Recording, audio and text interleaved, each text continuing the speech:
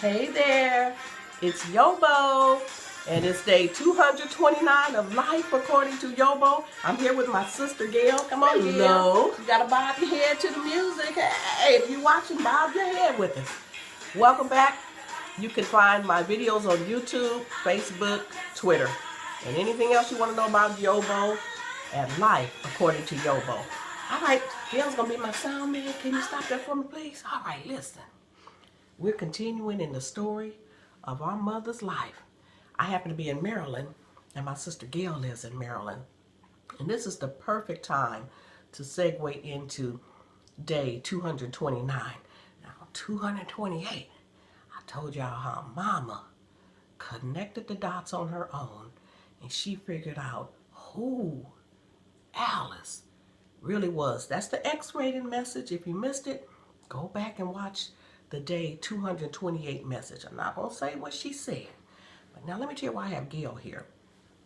Because my mama would have been about, let's say 10, I'm guessing 10, 11, 12 when she connected those dots. You think so? Maybe 10 to 12? Maybe even older. Okay, maybe even older when she figured that out. But her sister Helen was 4 years older. And Helen was 10 when the mother was killed. I told you all in the day 228 message that there would be fighting for about the last 2 years of my grandmother's life. She and her husband were fighting. Told you what Mama said the fighting words were. And Helen would have been older, and she would have understood what that meant.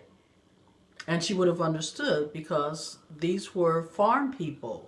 So anyone, they were not city kids. So anyone who has lived on a farm, who's familiar with farm life, you see the animals and you know how procreation occurs.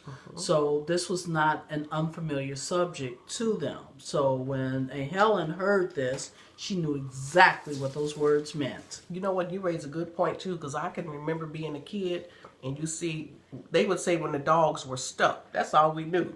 But the dogs weren't stuck. They were doing something else, kind of sound like stuck. But you know, we'd look and you know, they'd have their backs to each other. We'd get the water hose and try to spray the dogs. We just did not see that, and we didn't realize that that was a part of life. That was how they procreate. For city kids, it made sense that they were stuck. Yeah, but for farm kids, no. They know what's going on.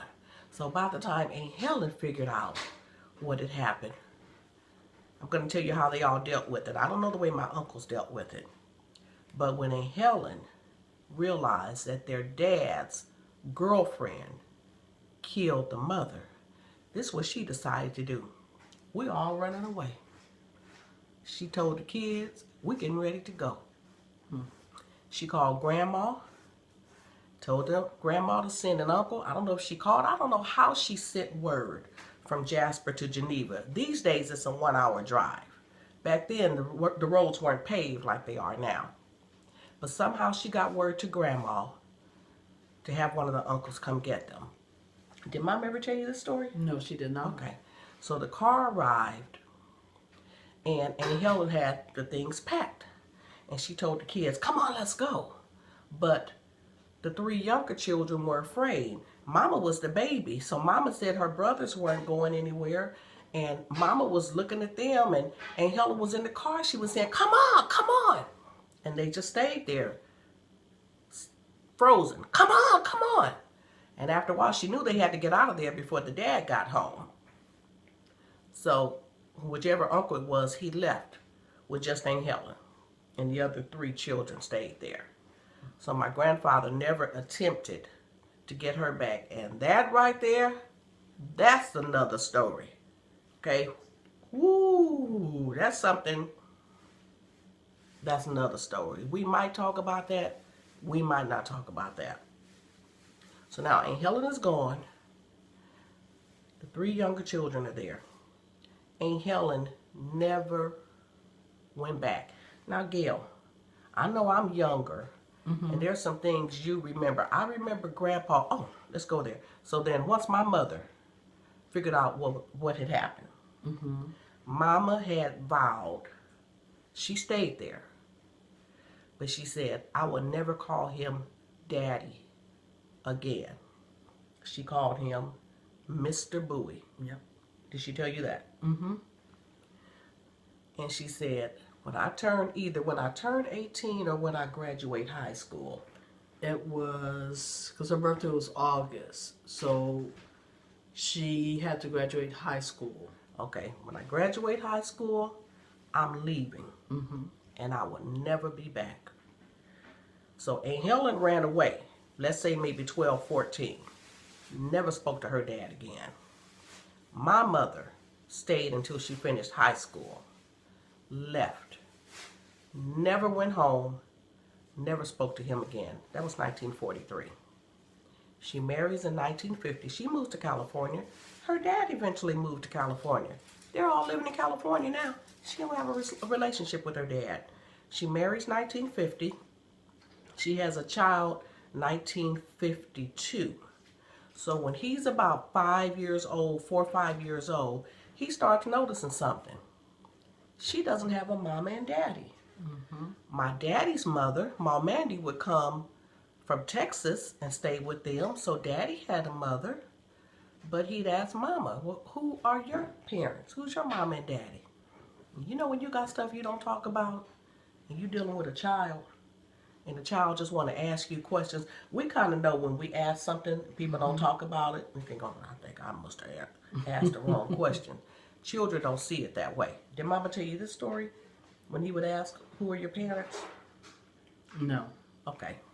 Y'all thought I was lying when I told you we don't talk about this. We just don't talk about it. Okay, Derwin, I wonder why she told me. How do I know all this? Because you were still in California. I wasn't. Oh, okay. So maybe it was when she was in therapy. Mm-hmm. And the doctor began to pull these things out of her. So Derwin would say, who are your parents? And she says, my mother's dead. Well, who's your father? Do you have a father? Yes, I do. What's his name? Mr. Bowie. So this would be maybe from 1943, now it's now 1956. No communication with her father.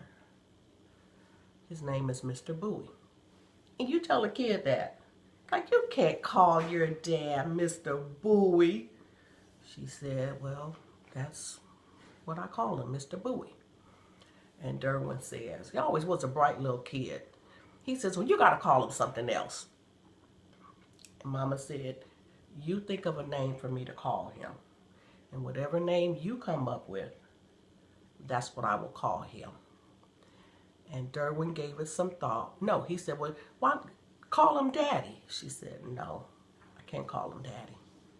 Derwin said, well, how about Daddy-O? Remember that? Okay. That's what she called him. Daddy-O. And at some point, Mama realized he's asking questions about the grandparents. He does have a grandparent in California. She's chosen not to have a relationship with this man. Mm-hmm. Now, Mama has to make a decision. Is it fair for me to keep his grandfather away from him, especially since she had such a close relationship with her grandparents? So what they decide to do is, I just had a text come through, so sorry about that. Just hope my phone don't ring because it's going to run this video. So she decides she's going to reach out and have a relationship with him. Aunt Helen was still in the city. They lived about 10 minutes away. Now you tell what you told this morning, what you remember. Because I was younger. I just remember Grandpa coming to visit us. And it wasn't until Mattie told me the same story you told me. And I realized, sure you're right. Remember, I pretend like I'm Mama and this is Aunt Helen. I see things different than she does because she's the older child. So what do you remember about Grandpa coming to visit us? Well, as I recall, my grandfather lived in Northern California in Oakland. Now, my mother's two brothers also lived in that area. So even though my mother had separated herself from her grandfather, she still maintained a relationship with her brothers. So as she began to have children, then she did want the children to know who their uncles were, which were her brothers. So for our grandfather, and I remember as a small child, my grandfather would come to town. He would take the Greyhound bus from Oakland down to Los Angeles, and Uncle Mo and Helen's husband would go pick him up from the bus station and bring him to our house. Now, if Aunt Helen's husband is picking him up, wouldn't you think that he would pick him up to take him to their house? But no, he was not allowed in Aunt Helen's house. She said she never wanted to lay eyes on him ever again. So that's a bitter grudge to hold, but it was justified because she remembered exactly what happened. So she would allow her children to see him. Uncle Mo again would take Mattie, Felix, and Rita, bring them over to our house.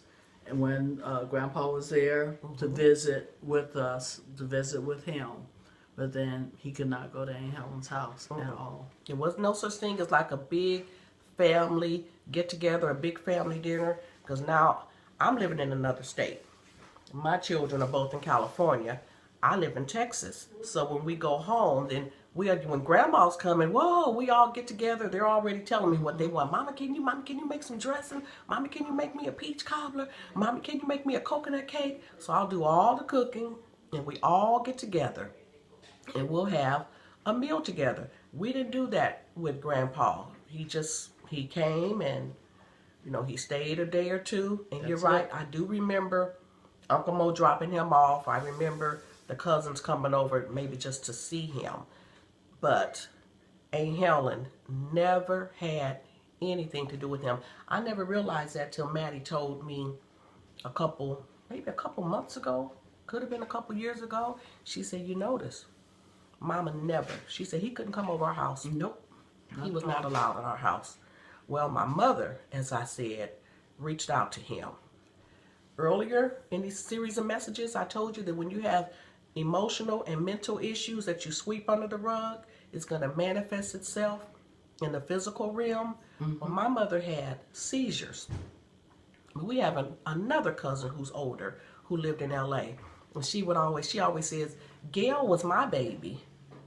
She was in high school. She's about 20 years older than us. And so she said, you were her baby. She said, I raised Gail. She said, I raised her because Aunt Jewel always did have seizures. But after Gail was born, the seizures got really bad. And she told me this week, she said, when was Gail born? I said, June. She said, okay. She said, I was out of school in June for the summer. Mother had me move in with you all. I had to take care of Gail because Aunt Jewel was having seizures just that badly. And it wasn't until I was thinking about this that I realized Gail and my brother Derwin are 4 years apart, about 4.5 years apart. When my mother reconnected with her dad and tried to reestablish a relationship for the sake of her son, that's when the seizures really got bad. Got bad to the point where she could not take care of her own children. Right. Sound man, can you put my music back on? Let me tell you something, and she's finding the song. If you grew up in a family where y'all swept stuff under the rug, and you know some things have happened to you in life, things that people did not talk about, and if you know that you did not get the help that you needed, this would be a good time for you to go seek professional help. These stories I'm telling you, it all came as a result of my mother seeking professional help. See, what we do, people like this, we don't like to talk about stuff. You can put the song on. We don't like to talk about stuff. We either get prayer or we don't talk about it. Prayer don't fix some things.